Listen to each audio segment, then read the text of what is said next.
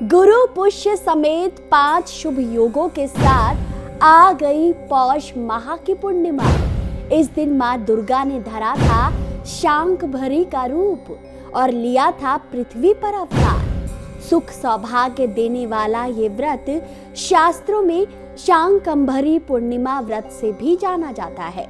इस दिन सत्यनारायण भगवान की कथा श्रवण करने का विशेष महत्व बताया गया है। कहते हैं भगवान कृष्ण ने माता यशोदा को पौष पूर्णिमा व्रत का महत्व बताया था और कहा था, जो भी विवाहित स्त्री इस व्रत को रखेगी उसे अखंड सौभाग्य और दीर्घायु पुत्र की प्राप्ति होगी। ज्योतिष विद्वान के अनुसार ये योग अत्यंत शुभ है। इस योग का लाभ उठाने के लिए जातकों को शास्त्र सम्मत कुछ कार्य इस दिन अवश्य करने चाहिए। पौष पूर्णिमा के दिन उदया तिथि में स्नान दान, साथ ही सूर्यदेव के साथ चंद्रदेव की विशेष पूजा का विधान है। धार्मिक मान्यता अनुसार पौष पूर्णिमा के दिन जो भी जातक स्नान दान और धर्म कर्म को करता है उसे पुण्य फलों की प्राप्ति होती है। इस महातीर्थ में किया गया स्नान विशेष फलदायी सिद्ध होता है। पौष पूर्णिमा के दिन पितरों के लिए श्राद्ध कर्म करने का विशेष विधान बताया गया है। माना जाता है इस दिन किया तर्पण पितरों को मुक्ति और मोक्ष का अधिकारी बनाता है। पूर्णिमा तिथि के दिन माता लक्ष्मी, भगवान विष्णु और चंद्रदेव की पूजा और व्रत रखने से सभी परेशानियां दूर होती हैं और धन संपत्ति में कई गुना वृद्धि होती है। कहते हैं इस दिन गरीब व जरूरतमंद लोगों को तिल, कंबल आदि चीजों का दान अवश्य करना चाहिए। स्कंद पुराण के अनुसार एक प्रचलित कथा का वर्णन मिलता है, जिसे सुने बिना पौष पूर्णिमा का व्रत अपूर्ण माना जाएगा। तो चलिए सुनते हैं वो प्रचलित कथा, लेकिन उससे पहले जान लें कि आखिर कब रखा जाएगा इस साल पौष पूर्णिमा का व्रत।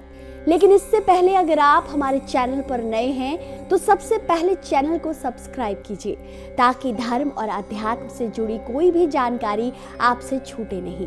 वैदिक पंचांग के अनुसार पौष पूर्णिमा इस साल 24 जनवरी दिन बुधवार को रात 9:49 से आरंभ हो रही है, जबकि इस पौष पूर्णिमा के व्रत का समापन 25 जनवरी दिन गुरुवार को रात 11:23 पर होगा। पौष पूर्णिमा के व्रत के लिए चंद्रोदय का समय और स्नान दान के लिए उदया तिथि का विशेष महत्व होता है। इस आधार पर पौष पूर्णिमा का व्रत 25 जनवरी को रखा जाएगा।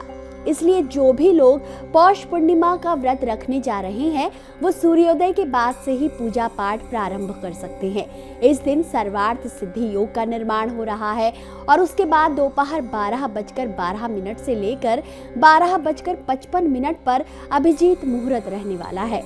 इस दौरान पूरे विधि विधान के साथ की गई पूजा विशेष सफल साबित होती है।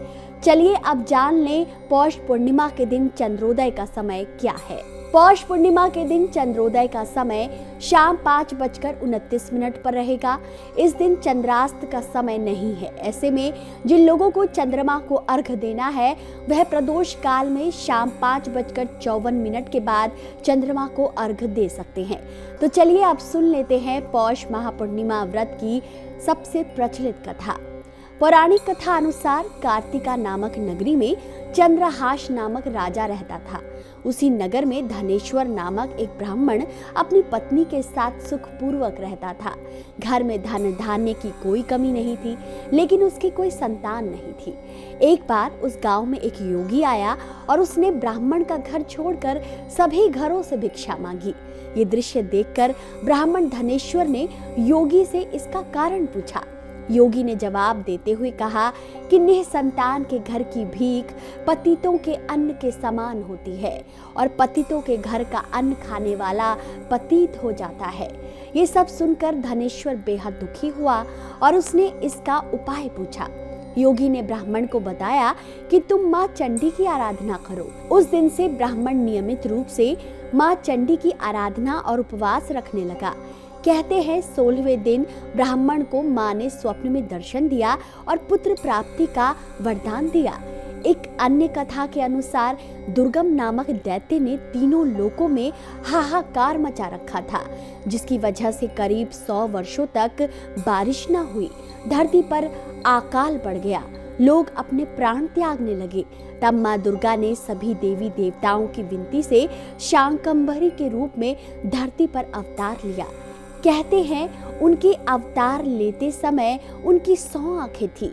कहते हैं माँ ने जन्म लेते ही रोना शुरू कर दिया था और उनके आंसू से देखते ही देखते पूरी पृथ्वी जलमग्न हो गई और ऐसे पृथ्वी पर जीवन का सृजन हुआ। दुर्गम नामक दैत्य का अंत भी इसी तरह से हुआ। तो मित्रों, इतना कल्याणकारी है पौष पूर्णिमा का व्रत। तो क्या आप भी रखने जा रहे हैं? अगर हाँ, तो कमेंट में अवश्य बताएं। वीडियो पसंद आया हो तो इसे जितना हो सके शेयर कीजिए। चैनल पर नए हैं तो चैनल को लाइक और सब्सक्राइब जरूर कीजिए। भगवान की कृपा आप सब पर यूं ही बनी रहे।